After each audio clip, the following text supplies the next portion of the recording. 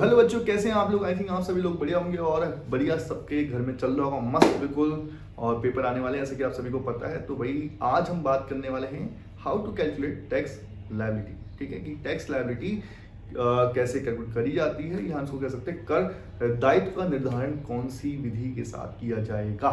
तो बिना किसी टाइम वेस्ट करे शुरू करते हैं आज की क्लास को। और एक क्वेश्चन मैं आपको दिखा रहा हूँ, स्क्रीन में आपको दिख रहा होगा। ठीक है, बहुत सिंपल क्वेश्चन है, तो उसी को देखते हुए चलते हैं, शुरू करते हैं। ठीक है, पढ़ भी दूंगा क्वेश्चन। ठीक है, तो क्वेश्चन है कि mister Ganesh has the following incomes for the previous year and 31 मार्च 2022। क्योंकि हमारा असेसमेंट ईयर है 22-23 का, तो हम लोग उसी के अकॉर्डिंग क्या करेंगे, यहाँ पे टैक्स लायबिलिटी कैलकुलेट करेंगे। ठीक है, तो क्वेश्चन में क्या क्या दे रखा है कि मिस्टर गणेश है जिनकी हमें बनानी है टैक्स लायबिलिटी। और क्वेश्चन में दिया है बिजनेस प्रॉफिट 4,32,500 का, capital gain in respect of short term capital asset 2,12,000 का। फिर थर्ड है capital gains in respect of capital asset other than short term capital asset 23,000। ठीक है, उसके बाद दिया winnings from Delhi state lottery 1 lakh की। ठीक है, तो यहाँ पे वो जब भी तुम क्वेश्चन पढ़ो ना, तुम्हारे माइंड में पहले ही क्लियर हो जाना चाहिए कि ये जो पॉइंट है इस हेड का है, ये जो पॉइंट है वो इस हेड का है, ये जो पॉइंट है वो इस हेड का है। ठीक है, लगभग 5 हेड होते हैं हमारे पास। ठीक है, कौन कौन से? Salary, house property, capital gain, business profession, उसके बाद कौन सा? Income from other source. 5 होने चाहिए हमारे पास। तो उसमें जो भी होगा तो हमें पहले क्लियर हो जाना है कि कौन कौन से हेड का कौन सा पॉइंट दिया गया। अब बात करते हैं कि हमें बनाना क्या है। ठीक है, सबसे पहले हम लोग क्या बनाएंगे, इसमें टोटल इनकम बनाएंगे। ठीक है, टीआई बनाएंगे। ठीक है, तो टीआई बनाते हैं भैया। जैसे मान लो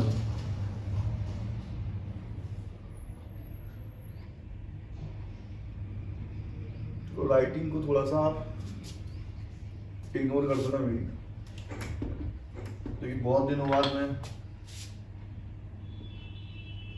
मार्कर उठा रहा हूं। ठीक है, तो सबसे पहले हेड कौन सा है हमारे पास यहाँ पे? सबसे पहला हेड है बिजनेस प्रोफेशन। तो नहीं है, ये तो खाली बिजनेस दे रखा है, तो बिजनेस ही कर देते हैं। तो बिजनेस प्रॉफिट दे रखा है हमें यहाँ क्वेश्चन में, और कितना दिया है चेक करो। क्वेश्चन में दे रखा है 4,32,500। देखो, इसको नेट करने की कोई जरूरत नहीं है, क्योंकि हमारे पास कोई तरीका भी नहीं नेट करने के लिए इसको, और हमें कुछ बता भी नहीं सकता। ठीक है, तो 4,32,500। ठीक है, अब बात करते हैं कैपिटल गेन की। ये सेकंड हो गया हमारा हेड। ठीक है, तो कैपिटल गेन क्या है? कैपिटल गेन में हमें 2 हेड दे रखे हैं। ठीक है, मतलब 2 पॉइंट बता रखे हैं। एक एसटीसीडी दिया है और एक क्या दिया है? एचटीसी दे रखा है। ठीक है, एसटीसीडी जो सीधे सीधे दे रखा है, तो तुम लिख दो STCG। ठीक है, अब एसटीसीजी कितना दे रखा हमें देगा क्वेश्चन में 2,12,000। माइंड में देखना इस चीज को। ठीक है, इसको क्लियर करना। उसके बाद दे रखा है कि कैपिटल गेन है एक ऐसी एसेट पे जो क्या है? Other than short term capital asset. Other than, अब देखो यहाँ पे एक वर्ड का यूज करा गया, other than short term capital asset. यहाँ ये नहीं बोला कि एलटीसीजी है, पर यहाँ क्या बोला? एसटीसीजी नहीं है, कुछ दूसरा है। तो भाई एसटीसीजी नहीं है तो कोई दूसरा कौन सा होगा? एलटीसीजी होगा। तो नॉर्मल सी बात है, कोई इतना दिमाग लगाने की जरूरत नहीं है इसमें। ठीक है, तो LTCG यानी कि लॉन्ग टर्म कैपिटल एसेट। कितना है? इससे प्रॉफिट कितना हुआ? 23। ये जोड़ दो भैया, कितना हो जाएगा हमारा? 1 2 3, ये हो गया 5, ये हो गया 3, ये हो गया 2। ठीक, उसके बाद नेक्स्ट क्या है हमारे पास? नेक्स्ट हेड है, जल्दी बताओ, तुम ही बताओगे यार, मैं तो बताते थक गया। फिर इनकम फ्रॉम अदर्स सोर्स। ठीक है, अब इसमें क्या दिया है हमें? खाली एक चीज दे रखी, लॉटरी। ठीक है, और लॉटरी कितना दिया चेक कर लो भाई, कितना दिया लॉटरी, कितना दिया भाई। अब देखो यहाँ पे क्या पॉइंट बोला था? Winning from Delhi state lottery. Winning क्या लिखा है? विनिंग। रिसीव्ड नहीं लिखा। मैं तुम्हें एक बार फिर से बता दे रहा हूं कि अगर कहीं पे लिखा होगा रिसीव्ड, तो वहां पे क्या करना पड़ता है हमें? ग्रॉस अप करना पड़ता है। ग्रॉस अप मैंडेटरी का। ग्रॉस अप कैसे होता है हमारा? भाई रिसीव्ड की अमाउंट लिखो, मल्टीप्लाई करो किससे? 100 से, नीचे लिखो कितना? 70। क्योंकि सबको पता है कि भाई 100 में से 30% तो कट जाता है किसमें, टैक्स में। ड्रीम 11 खेलते होंगे बहुत लोग, तुम में से कोई ना कोई, है ना। 30% किसमें कट जाता है, टैक्स में, ठीक है। तो 70% बचता है, तो उसका हम क्या करते हैं, ग्रॉस अप करना पड़ता है। पर यहाँ पे रिसीव्ड नहीं लिखा है, यहाँ पे लिखा है विनिंग, तो विनिंग में हमें ग्रॉस अप करने की कोई जरूरत नहीं पड़ती, ठीक है। तो आगे बढ़ते हैं, सीधे सीधे अमाउंट लिख दो। यहाँ पे कितना है, 1 लाख। इन सबको क्या कर देंगे, ऐड कर देंगे, तो क्या मिलेगी हमारी, जल्दी बताओ क्या बनेगी, ग्रॉस इनकम या ग्रॉस टोटल इनकम। शॉर्ट में क्या बोलेंगे इसको, GTI, ठीक है। इन सबको जोड़ दो, कितना आएगा,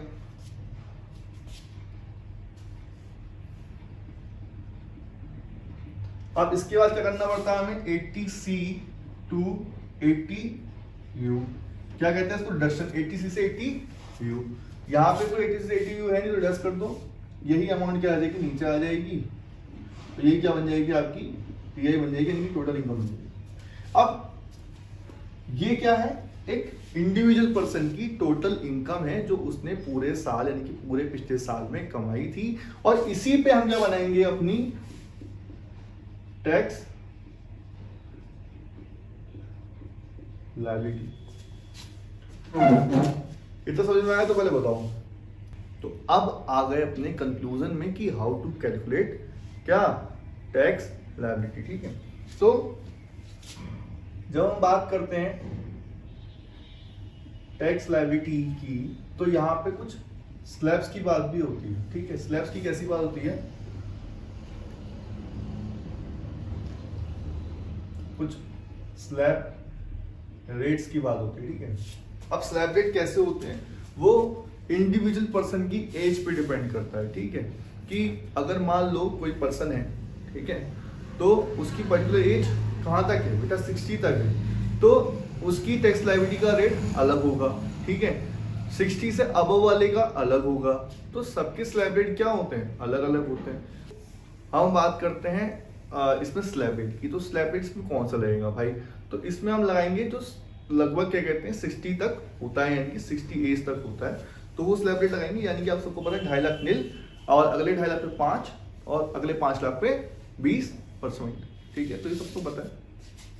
आगे बढ़ते हैं, तो स्लैब रेट हमें क्लियर हो गया, बट एक पूरा फॉर्मेट कैसे काम करता है इस बारे में बात करते हैं। जैसे कि मान लो हमारी टीआई कितनी थी,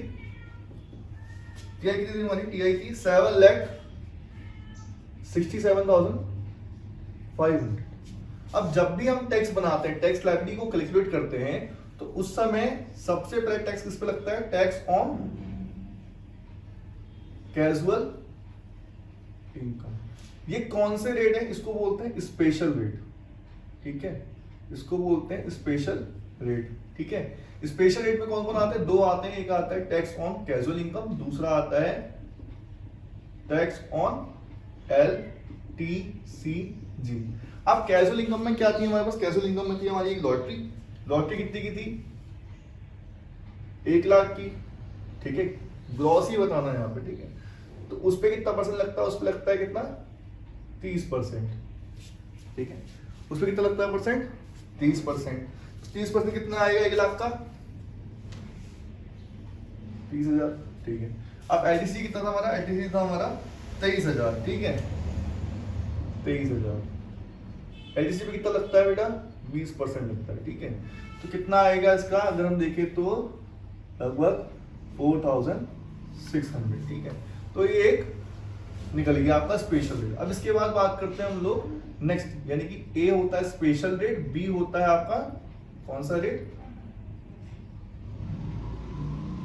नॉर्मल रेट, ठीक है। अब नॉर्मल रेट में हम स्लैब रेट को इसमें लगते हैं, तो स्लैब रेट के हिसाब से आप कैसे कैलकुलेट करेंगे, देखो सबसे पहले ध्यान देना, ये कितना है, टोटल इनकम तुम्हारा 7,67,500, ठीक है।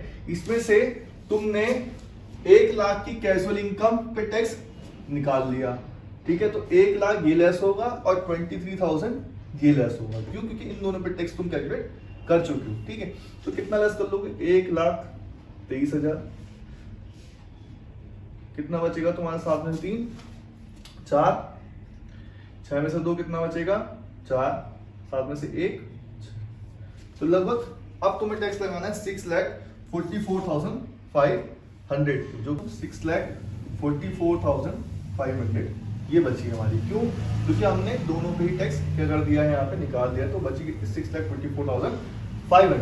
अब बात करते हैं इसमें से टैक्स कैसे लगाना, स्लैब पे टैक्स कैसे लगाना। तो हमको पता है कि पहले 2.5 लाख पे क्या होता है, हमें कोई टैक्स देने की जरूरत नहीं है, तो इस पे क्या होगा, निल। क्या होगा, निल।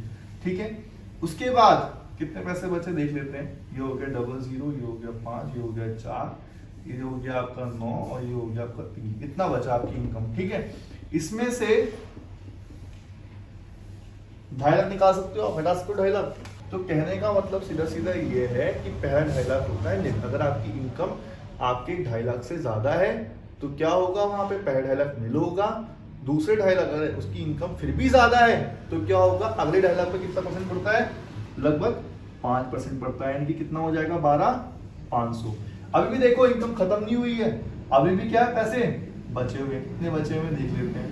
ठीक है, ये हो गया 4, ये हो गया 9 में से 5 कितना 4, और ये हो गया आपका 1। अभी भी देखो इतने पैसे बचे हुए हैं। तो अगर क्या होता है, अगर उसके बाद भी पैसा बचा हुआ है तो कितने पे बात आती है, 5 लाख पे बात आती है। यानी कि पहले 2.5 लाख निल, दूसरे 2.5 लाख पे 5%, और अगर उसके बाद भी पैसा बचा है तो 5 लाख पे क्या होता है, 20% होता है। पर यहाँ पे 5 लाख नहीं है, तो बचे बैलेंस पे क्या हो जाएगा, 20% टैक्स पड़ जाएगा। तो 1,44,500 का कितना टैक्स आएगा, लगभग टैक्स आएगा, मैंने कैलकुलेट कर रखा है यहाँ पे 28,900। अब क्या करेंगे, इसको हम क्या करते हैं, यहाँ पे जोड़ लेते हैं। तो कितना हो जाएगा यहाँ पे 00, ये हो जाएगा 9,5, कितना जल्दी बताओ, 9,5 14, एक हो गया 8, 9, 10, एक हो गया 11, 3 हो गया 1, 4। अब क्या करेंगे, इन सबको भी हम लोग जोड़ देते हैं, 76,000। ठीक है, ये हो जाएगा 76,000। अब इसके बाद भी एक काम करना पड़ता है। क्या करना पड़ता है, उस बारे में बात करते हैं। तो उसके बाद क्या करना पड़ता है, हमें यहाँ पे सरचार्ज जोड़ना पड़ता है। ठीक है, पर सरचार्ज नहीं है तो नहीं जोड़ेंगे। उसके बाद क्या जोड़ना पड़ता है हमें यहाँ पे, हेल्थ एंड एजुकेशन। अब हेल्थ एंड एजुकेशन कितना पड़ता है हमें, हेल्थ एंड एजुकेशन पड़ता है लगभग हमें 4%। ठीक है, तो किसका निकालेंगे 4%, भैया इसका निकालना 4%। ठीक है, तो 76,000 का लगभग 4% कितना आएगा, जल्दी बताओ कितना आएगा, 3040। इसको भी जोड़ दो, कितना हो जाएगा 0, ये हो जाएगा 4, ये हो जाएगा 0, ये हो गया 6 और 3 9, ये हो जाएगा 7। ठीक, अब इसके बाद क्या होता है बताओ, इसके बाद क्या होगा, किसको पता है क्या हो सकता है इसके बाद, कोई बालक हमें बता दे आंसर। बालक चाहता है वो बताना तो बता सकता है। तो देखो, तुमने एक चीज की बात तुम्हें याद होगी कि हमने क्या था, वहां पे लॉटरी पे बात आई थी, लॉटरी पे। ठीक है, लॉटरी पे लिखा था विनिंग, लिखा था नहीं लिखा था। तो क्या होता है कि लास्ट में टीडीएस की बात आती है, tax deducted at source, tax deducted at source.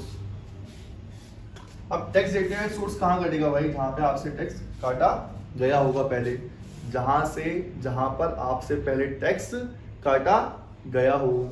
ठीक, तो किस पे बात थी, लॉटरी पे थी, और लॉटरी पे टैक्स कितना था, 30,000 था। तो लेस कर 0 4 0 9 और 7 में से 3 गया कितना 4। तो यानी कि टोटल जो टैक्स लायबिलिटी है वो आपकी आएगी 49,040 रुपीज, यानी मिस्टर गणेश को देने पड़ेंगे 49,040 रुपीज। तो आई थिंक आप सभी को ये क्वेश्चन समझ में आ गया होगा। ठीक है, और अगर कुमाऊं यूनिवर्सिटी वाले देख रहे हैं तो भैया केयू के अंदर जो आपकी बुक है उसमें क्वेश्चन नंबर ये कौन सा है क्वेश्चन नंबर 6 है, बेसिक क्वेश्चन है, तो इसको आप जाके वहां पे देख लेना, आंसर मैच कर लेना, आंसर यही आपको मिलेगा वहां पे, ठीक है।